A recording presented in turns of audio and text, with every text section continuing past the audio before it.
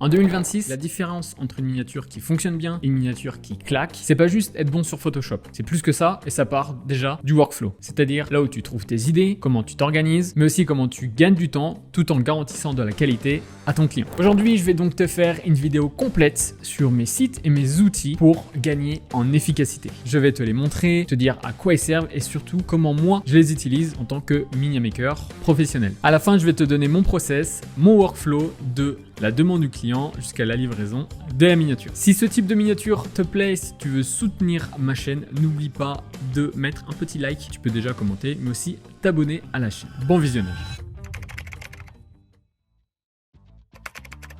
On commence avec la première catégorie avec les outils d'inspiration et le premier site, c'est tout simplement Pinterest. Pinterest, c'est mon outil déblocage. Quand j'ai une demande d'un client un peu flou ou quand je sens que je vais toujours faire la même chose, Pinterest est là pour m'aider à trouver de nouvelles idées, que ça soit pour la composition, des types de texte, des effets de lumière, de cadrage, etc. Vraiment, ça m'aide beaucoup. Le deuxième site, il s'agit de Behance. Behance, c'est un peu l'inverse de Pinterest. Pinterest, des fois, tu peux cliquer sur une miniature, ça te donne plein d'autres visuels, cliquer sur un autre et au final, tu te perds un peu. Sur Behance, c'est beaucoup plus carré, beaucoup plus professionnel. Tu as moins de chances de te perdre, mais par contre, il y a moins de contenu. Il y a moins de personnes qui postent des miniatures sur le site. Donc, c'est plus pro, mais tu fais vite le tour. Enfin, dernier site de cette catégorie, il s'agit de Milanote. Milanote, c'est un site parfait pour faire vos propres moodboards. Dès qu'il y a un visuel, une miniature qui me plaît, je peux la mettre directement sur Milanote, ce qui me permet à chaque fois que je retourne dessus d'avoir mon moodboard avec toutes les miniatures et toutes les inspirations que j'ai. Deuxième catégorie, il s'agit de la typographie. Le premier site, sûrement le plus connu, il s'agit de Dafont. Dafont, c'est un peu comme la caverne d'Ali Baba. Mais faut être honnête, tout n'est pas bon à prendre dessus. Surtout que certaines peuvent être volées à d'autres créateurs, donc faut faire attention. Moi, j'utilise surtout quand je cherche des miniatures spécifiques avec des styles spécifiques, par exemple horreur. Je veux quelque chose un peu LCD, gaming, etc. Vraiment des thématiques comme ça. Le deuxième site, il s'agit de Fontshare. Ici, c'est l'inverse de Dafont. Il y a moins de quantité, mais plus de qualité. C'est parfait si vous cherchez des fonts qui font moderne, professionnel. C'est très pratique pour les miniatures qui doivent rester lisibles et premium. Enfin, il y a les sites comme Google Fonts ou encore Adobe Fonts, sachant qu'en plus, Adobe a intégré directement toutes les fonts sur Photoshop. Donc, c'est parfait. En fait, directement sur Photoshop, vous pouvez trouver plein de polices. Même si c'est un peu difficile de tout bien voir, ça reste quand même un outil très utile. La troisième catégorie, il s'agit de Colors. C'est un outil parfait pour choper des palettes de couleurs. J'utilise moins pour les miniatures, certes, mais plus pour tout ce qui va être overlay, affiche. Ça peut m'être utile. Ici, l'objectif, ça va tout simplement de trouver des palettes de couleurs, donc des couleurs qui matchent bien ensemble. Vous pouvez aussi générer vos propres palettes.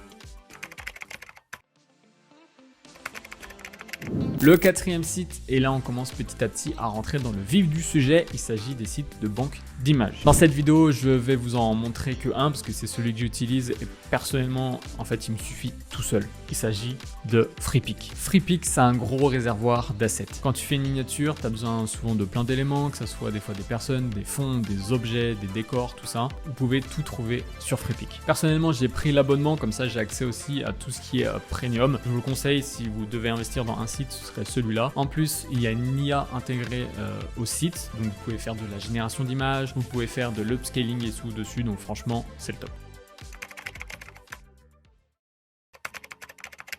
En parlant d'IA, on rentre dans notre cinquième catégorie et ici, je vais vous parler de IA générative. Pour ça, personnellement, j'utilise ChatGPT et ou combiné à Gemini. Mais je dis clairement, c'est pas indispensable pour être bon. Malgré tout, en 2026, ça reste un levier important. Surtout si vous cherchez des miniatures ambitieuses et pouvoir gagner du temps. Typiquement, un cas concret, lorsqu'un client veut par exemple une pose précise d'un personnage ou de lui-même, c'est long, des fois pas très qualitatif de le faire à la main, alors qu'avec l'IA, par exemple ChatGPT, ça va beaucoup plus vite et franchement le résultat est souvent quasiment, je dirais, à au moins 90% très efficace et très qualitatif. Ça peut être aussi le cas si vous cherchez un objet, une image, des fois il peut y avoir sur Freepik, sur Google Images, etc. Et là, avec l'IA, vous pouvez tout simplement la générer rapidement. Par contre, voilà, on sert vraiment juste comme un fournisseur d'éléments. J'utilise pas en mode, je lui donne des éléments, je lui dis fais-moi une miniature. Non, ça je le fais pas. Je garde le contrôle sur la composition, la direction artistique, les retouches, tout ça.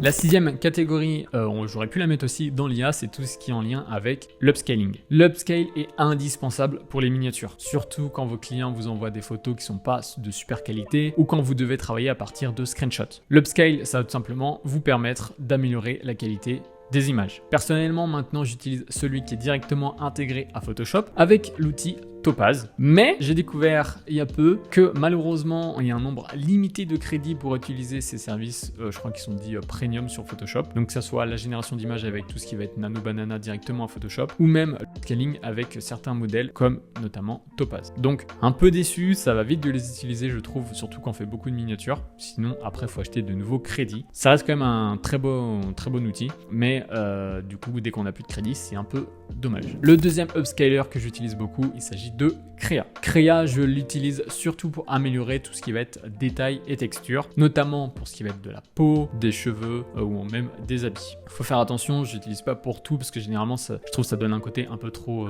IA et un peu trop bizarre, des fois même ça peut déformer les visages tout ça, donc j'utilise vraiment parcimonie. Donc ce que je fais c'est que vraiment une fois que j'ai fait mon upscale de mon image sur Krea, je la mets sur Photoshop, je viens passer mon calque en noir et je viens juste peindre sur les zones où je veux appliquer l'effet. Après il existe plein d'autres upscalers, la plupart sont payants malheureusement. Si je devais vous en donner d'autres, tout ce qui est Topaz, donc ce qui est aussi intégré à Photoshop, mais il y a aussi Topaz, vous pouvez installer le logiciel directement depuis leur site, qui fonctionne très bien. Sinon il y a aussi upscaler sur Freepik que je trouve pas mal. Après à voir aussi avec ChatGPT et Gemini si vous avez les bons prompts pour améliorer la qualité de vos images.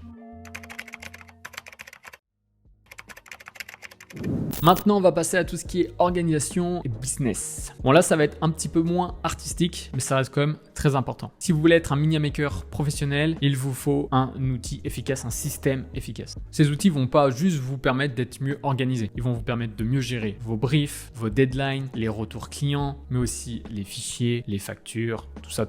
Sans ce genre d'outils, si vous commencez vraiment à accumuler pas mal de demandes, vous allez voir, vous allez vite être perdu et ça va être du temps de perdu et donc de l'argent de perdu. Moi personnellement j'utilise ClickUp pour recevoir mes commandes mais aussi pour suivre l'avancement. J'utilise aussi la suite Google, que ce soit Drive pour archiver certains documents, notamment mes factures, mais aussi Sheet pour suivre ma comptabilité. Il y a d'autres outils que j'utilise, par exemple Notion est un très bon outil. Ici le plus important c'est pas l'outil mais c'est comment vous l'utilisez. Enfin dernier site de cette catégorie, il s'agit de Henry, donc le site de facturation. C'est un très bon site qui vous permet de faire des factures professionnelles et légales de manière gratuite, mais la formule gratuite est assez limitée, donc c'est pas le site que je conseille le plus. Je pense qu'il en existe d'autres mieux que je connais pas bien, donc là je vous présente uniquement celui que moi j'utilise. Mais voilà, à partir du moment où vous voulez ou devez faire certaines modifications, faut passer sur la formule payante, donc c'est un peu dommage.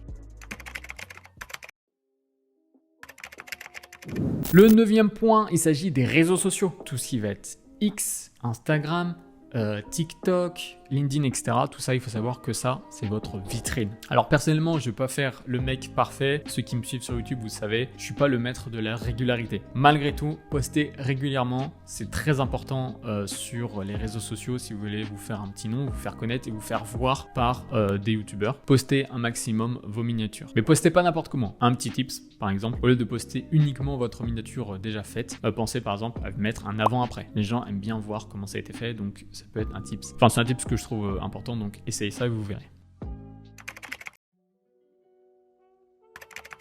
Pour cette 10e catégorie, je vais vous présenter une extension qui est très utile pour faire de la veille notamment. Il s'agit de vidIQ. Je ne sais pas si ça se prononce comme ça, mais moi je le dis comme ça. En gros, c'est un outil installé sur votre navigateur qui va vous permettre d'avoir des informations sur les vidéos directement sur YouTube. Un des outils que moi j'aime beaucoup, c'est voir quelle vidéo fonctionne le mieux grâce à l'outil d'analyse l'Outlier, qui permet simplement de savoir parmi les autres vidéos, en faisant un comparatif, qui permet de savoir les vidéos qui fonctionnent le plus. Donc vraiment parfait si vous voulez le faire de la veille. On peut aussi avoir des infos sur les miniatures utilisées, à quel moment ça a été changé. Bref, vraiment, je vous le conseille fortement si vous faites ce métier en fait de media maker, même de youtubeur. Vraiment, installez-le. Pour moi, c'est indispensable.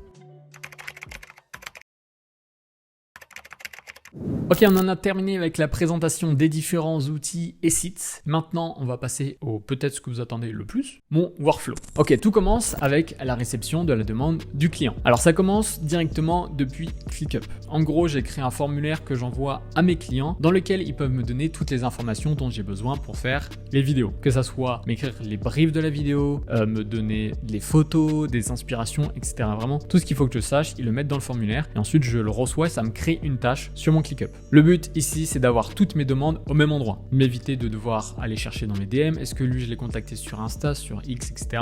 Retrouver les infos dans la conversation, etc. Bref, ça, une fois que vous allez avoir beaucoup de demandes, ça va devenir insupportable. Donc, c'est vraiment très important de centraliser tout ça. Moi, je fais ça sur ClickUp. Vous pouvez le faire sur Notion, par exemple. Ça marche aussi très bien. Ensuite, la deuxième étape, si besoin, je peux aller essayer de clarifier un peu le brief avec mon client si j'ai pas tout compris, si c'est un petit peu flou, voir avec lui justement pour être sûr de partir sur la bonne direction et ne pas commencer à partir dans une direction qui est pas du tout la bonne. Si par exemple j'ai mal compris et tout, donc ça peut être important de prendre le temps de poser 2-3 questions pour faire ça. La troisième, elle est facultative. Il s'agit de l'inspiration. Si le client m'a déjà envoyé une idée claire de ce qu'il veut comme miniature, qu'il faut juste que je reproduise, ou si en lisant le brief, j'ai directement une idée de la miniature, je vais passer cette étape. Mais sinon, si j'ai pas trop d'idées, je vais aller sur Pinterest ou sur Milanote pour trouver de l'inspiration. Ensuite, la quatrième étape, ça va être l'étape de commencer à faire la composition. Pour ça, je vais aller sur mon site Freepik, par exemple, si j'ai besoin de trouver des éléments, ou aller sur certains types d'IA comme ChatGPT ou Gemini, si j'ai besoin de générer des éléments. Mais voilà, à nouveau, je le précise, je vais pas demander à ChatGPT qu'il me fasse